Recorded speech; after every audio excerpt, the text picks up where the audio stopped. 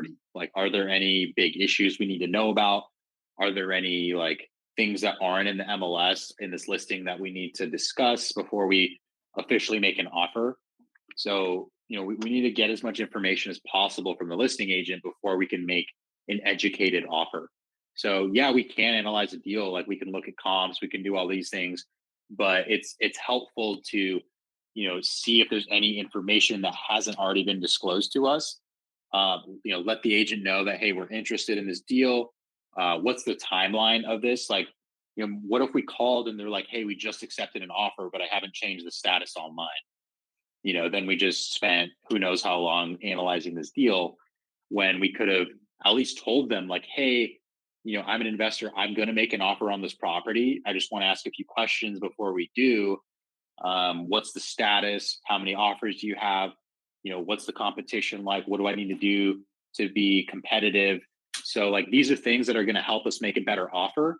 And in some cases, get in front of the deal before maybe it goes pending with another buyer. So that's why we want to be quick to call on, especially on really good opportunities or really good leads, because that can be the difference between getting the deal or not.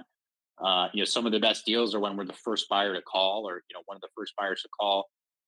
So we don't want to spend too much time on the analysis on the front end when we can at least just talk to the agent and get on their radar.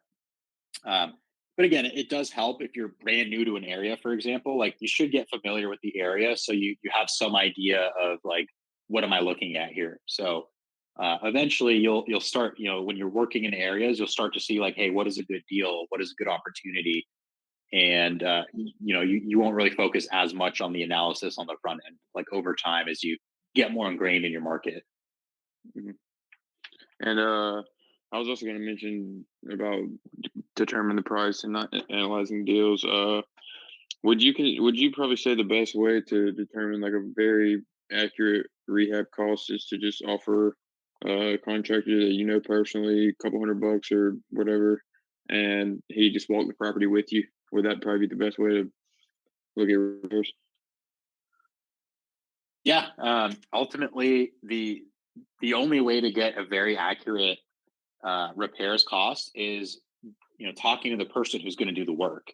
Because up until that, it's just estimates. It's just, hey, I've done a project over here, so this other project similar, it's going to cost the same amount, right? So we have models that we can use. We have the cheat sheets and things like that, but ultimately, you need someone to do the work, and so they're going to have to give you a quote at some point. So yes, the only way to really get a number is by talking to that contractor and getting a quote in writing. And so, yes, sometimes they'll do it for free. A lot of times you'll need to pay them, or, give them something in return for going to that extent. And let me just tell you, even when you get a quote from a contractor, a lot of times it changes. A lot of times it changes as time goes on, as the project, as you get into the project, there's change orders, there's things like that. So even when you get a quote, like, it's not always a static number.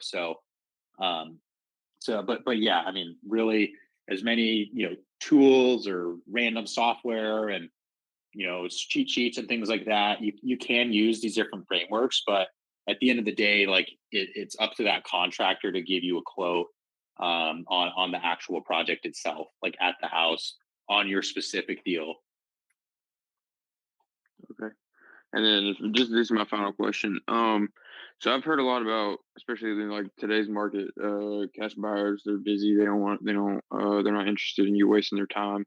So instead of calling them and stuff before having a property, do you have like a preferred strategy as to like if you get a property under contract, uh, bringing it to cash buyers, maybe like that you don't already are not already in conversation with?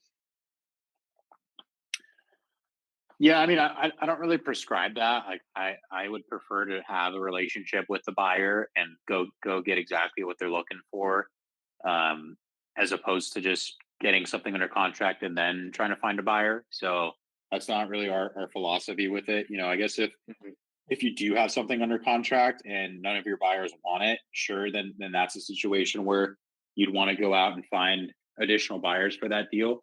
But in general, as a practice, we do want to get the buyers up front, understand their criteria, build rapport, warm them up to the idea of doing business with us, and then going out and getting something under contract to then bring to them. So yeah, I'm not really in the camp of getting a deal under contract first and then figuring out what my exit strategy is.